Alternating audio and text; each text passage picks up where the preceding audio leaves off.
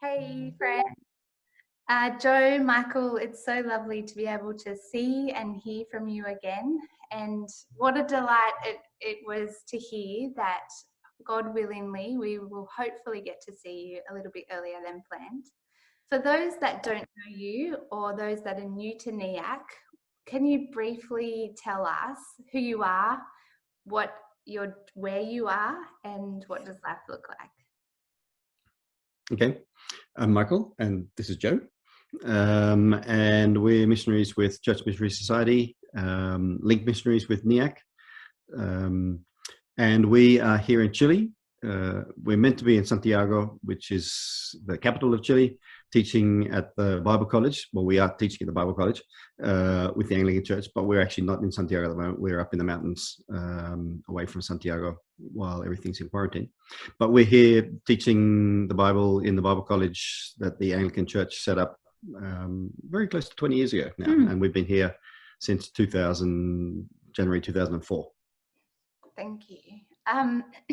Given that you will finish up in Chile and with SEP a little earlier than planned, can you tell us what life looks like at SEP this year?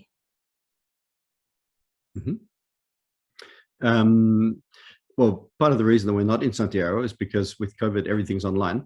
And so we can work remotely. So SEP looks, in one sense, very normal. We do all the same classes. But in another sense, it's very different because everything's online. And so we do all our classes by Zoom. With the way quarantine has gone in Chile, it's been much more severe than Australia. And so most of our students haven't actually even been able to go into the SEP building, to the library, for example. And so that's impacted them in terms of study. But also the fact that everything's on Zoom means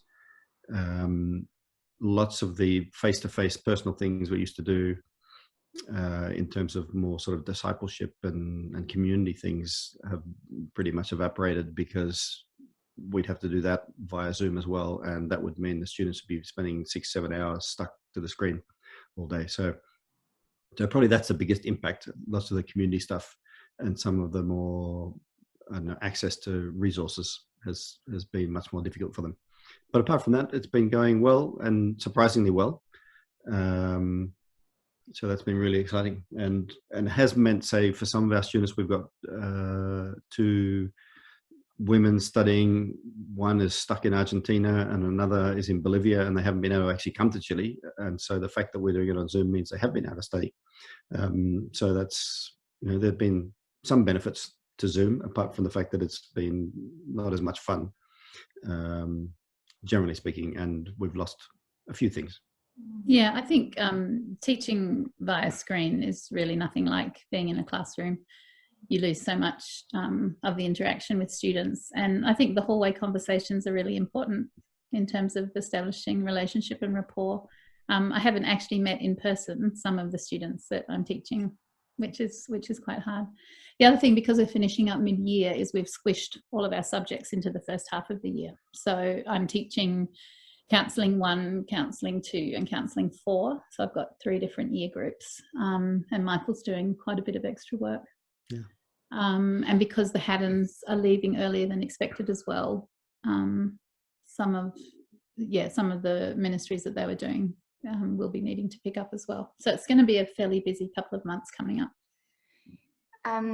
Yeah, you've touched on a few things that seem particularly tricky at the moment.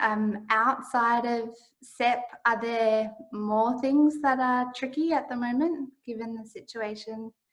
As quarantines come and go, that makes things more tricky for us, just getting out and getting around, and particularly for the students, even more so. Where we are, we're not actually forced to stay indoors, but most of the students and most of the people are actually stuck indoors. So that's been less of an issue for us, but it means, for example, at the moment, if we want to go down to the nearest town, we can only get down twice a week, and we need to get a permission slip online and things like that. So it means we can't just sort of pop down and grab something, or there's a few things that with tightened quarantine, I don't think I'm not sure how we'll do it other than claim, well, we have to leave Chile, and so these are things we need to do to go there, but they don't actually appear anywhere on the permissible things to do. Like, for example, we're not, not that I was going to buy underwear, but we're not allowed to buy underwear at the moment. You can only buy absolute essentials. So if you go to the supermarket or to a big shop, you can only buy things that you absolutely need. You know, so it's weird restrictions like that, which is like, oh, so I'm actually not allowed to go. Maybe I can go to a chemist, but I can't go to a health food shop, for example, or I don't know, like the restrictions are a little bit I'm pretty arbitrary and weird. I'm pretty sure coffee is an essential thing, so that could be an issue. Yeah. I think, so things like moving, like, because we're leaving Chile after 17 years, we've got a lot of packing up to do and selling of things we don't want or need anymore, or even giving them away. But we can't even give things away because people can't travel to come to pick them up because they're in quarantine. Like, travel and movement is so restricted that going to pick up secondhand goods from someone is just not even possible. So the logistics of getting from where we are here up in the mountains down to Santiago, and then packing up and shipping stuff and getting rid of everything we don't want, just, I can't even think what that's going to look like at the moment. In theory, quarantine will only, they put a limit now on quarantine. It can't be more than a month, and they have to have at least a week sort of slightly looser restrictions. Yeah. And so that probably means we'll have to try and work out how we can try and sell things in a window and stuff like that. Not that we're necessarily desperate, we have to sell, but it's even just giving away things. The only other option would be to sort of try and stuff stuff in the rubbish chute and hope that someone doesn't, or leave it somewhere and someone can take it away, but no one's taking things away because no one's allowed out. So yeah, that kind of stuff becomes a bit more complicated. Yeah, I think I'm sad too, because we came back this time expecting 2 years of lots of discipleship, lots of hospitality. We were going to live very close to the SEP, and it's been completely the opposite of that. And now I'm realizing that I'm not even going to get to say goodbye in person to people that we've known for almost 2 decades. I won't get to see their children that I haven't met yet, things like that. So people that we've invested in over many years and who are very dear to us, we're not going to get the chance to see them in person before we go. So that feels a bit sad. Yeah, so tricky, and we just can't we don't know what that feels like in Australia. So hard. We are light years away from singing together in church with no masks. Like, that's just not even on the radar. Yeah, I don't think we'll go back to church before we leave. No. I'd imagine that this will look a little bit different for both of you, and maybe not. Maybe there's some similar things. But Michael, how does the Lord feel far from you, and how does he feel so very close to you? I think one of the beautiful things about being up here in the mountains is pretty much every night we can go out and have a look at all the beautiful stars. And I was listening to a sermon the other day from Isaiah 40 where talks about God knows them by name, calls them out by name, and the stars themselves seem very close. And so that kind of thing, I think, we see God's power and greatness all around us, and that's lovely. And I think as well, just some of the issues around us leaving, who's going to replace us, and that kind of thing. God has provided, for me particularly, someone who can teach all my subjects in a way that we didn't expect at all, and that's been really, really lovely. Distant, I don't know. That's not to say that God doesn't feel distant sometimes, but I'm not quite sure how to put that into how that appears. Maybe it's more I feel distant from God sometimes when I'm more anxious about how we're going to sort all this stuff before we go. All the things that have to be done in the short time that's left now. Joe, how has the Lord felt far from you? and how has he felt so very near? I think any time that my will and God's will don't happily coincide, I'm tempted to think that he's not close, or that he doesn't see, or that he doesn't care. But he's just kindly provided like comfort from his word, like Isaiah 40 for me as well. It was interesting, like comfort my people, speak tenderly to Jerusalem and tell her that her warfare has ended. And it's like, yeah, my fight against sin and death has been definitively won by Christ. And God speaks tenderly to me about that. That was a lovely reminder. I've been reading Ed Welch's A Small Book for the Anxious Heart, and was reminded that God only calls us to live one day at a time.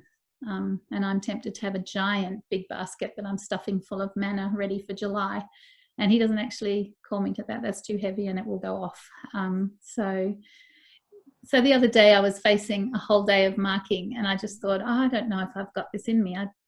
And I just thought, well, I just need to pray that God will give me grace to do this, because he's called me to it and he says he'll give me grace. And he did enable me to just sit and work through this marking. And two of the students actually wrote, it's just like in the little comment section at the side, oh, Jo, thank you so much for this homework assignment. It was a really, really helpful thing to work through. I was convicted and, more importantly, reminded of the gospel. So thank you. And it was like, oh, well, that's a lovely thing. That doesn't happen all the time. So that just felt like God speaking tenderly to me and saying, yeah, that he's with me and helps me to be faithful. So that's been an encouragement. I think actually as well, it's been lovely every week. Saturday night, we go downstairs outside under the stars and watch NEAC live. And that's been really, really lovely, feeling close to church family. And I guess that way as well, God is close through everyone, and through the preaching of his word. And that's been really encouraging for us to, well, actually to go through Isaiah recently, but also even the other day after church, the video was still running and we go, oh, there's David Honey, there's someone else, and so on. And that was really lovely to have that fellowship, even if it's virtual and a long way away. And they couldn't see us. But yeah, they couldn't see us, but we felt nice. We felt fellowship. You felt part of the community, part of the family. Yeah, we did. Yeah, lovely. Thank you so much for sharing. It's such a delight to know what life looks like for you, and for allowing us to know the hardness of life at the moment, and also the way that God feels so close to you. It's so helpful to know how we can specifically be praying for you both, especially in these next 4 months, as you finish up in Chile and then transition back into Australia. Please know that we are praying for you and that we miss you dearly, and we can't wait to see you. Us too. Thanks for praying. Thanks for all the support and looking after us in that way. We're looking forward to seeing you all again. Yep. It'll be a joy.